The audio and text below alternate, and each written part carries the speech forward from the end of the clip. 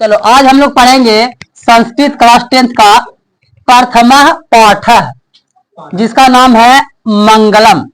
मंगलम chapter को आज हम लोग पढ़ेंगे। उसमें सिर्फ और सिर्फ शब्दार्थ के बारे में। उसके बाद श्लोक पढ़ेंगे अगला क्लास में, फिर उसके बाद उसका क्वेश्चन आंसर भी समझेंगे। तो सबसे पहले श्लोक समझने से पहले हम लोग को शब्दार्थ पता होना चाहिए। शब्दार्थ पता नहीं रहेगा तो श्लोक समझ में नहीं आएगा। और श्लोक कम से कम भी तो 2-2 नंबर का पूछा जाता है, एगो दूगो बीच में डाल दिया जाता है और बोलेगा कि इसका हिंदी करिए। तो हिंदी करने के लिए पहले हिंदी शब्दार्थ पता रहेगा तभी हिंदी कर पाओगे। तो इसीलिए इसमें लगभग 20 है। इसमें 20 शब्दार्थ है। 20 में से आराम से पूरा चैप्टर को कवर कर लोगे, कोई दिक्कत नहीं होने वाला। सबसे पहला है हिरमेन। हिरणमेन, हिरणमेन का मतलब होता है सोने सा। पात्रेण, पात्रेण मतलब होता है पात्र से। जब इसमें श्लोक आएगा न, हिरमेन पात्रेण सत्यपहितम मुखम, इस तरीके से तब उसमें समझ में आएगा पूरा कि हिरमेन मतलब क्या होता है, सोने सा पात्र से सत्य का मुख ढका हुआ है। इस तरीके से पूरा का पूरा डिटेल्स कल समझाएंगे, यानी कि अगला क्लास में। सतस्य, सतस्य का मतलब होता है सत्य का। अपहितम, अपहितम मतलब ढका हुआ, सोने के पात्र से ढका हुआ। उसमें आएगा शब्द, हिंदी करेंगे तो श्लोक का तब भी समझ में आएगा पूरा का पूरा शब्द। मुखम मतलब होता है मुख, या तो फिर द्वार।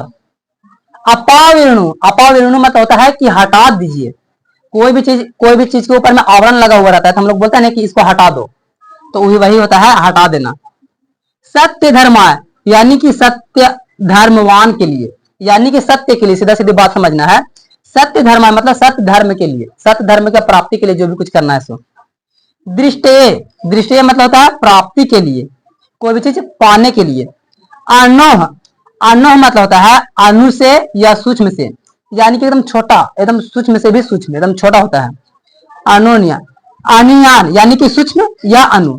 अनु से यहाँ हो गया, अनो मतलब हो गया अनु से, और अनियान मतलब हो गया है सूक्ष्म। और वहां पर रहेगा श्लोक में अनोन्यान यानी कि सूक्ष्म से सूक्ष्म, ये होगा उसका अर्थ। महतः, महतः मीन्स महान से।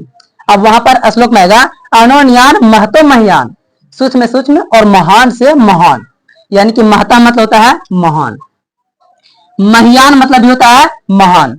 यहाँ हो गया महान से और यहाँ हो गया महान, तो यहाँ बोलेगा ने महता महियान, आएगा श्लोक में, कल ध्यान देना। महता महियान, तो यहाँ बोलेंगे महान से महान।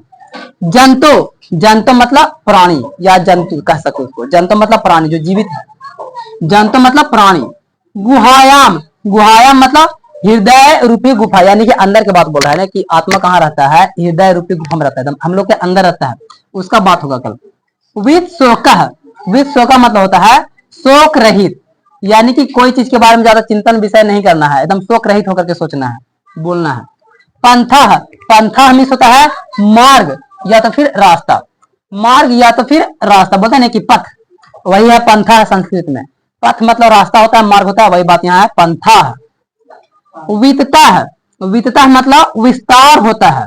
वित्तः मीन्स विस्तार, कोई भी चीज के बारे में हम लोग बोलते हैं ना कि डिटेल्स बताओ, विस्तार, उसको संस्कृत में बोलते हैं वित्तः।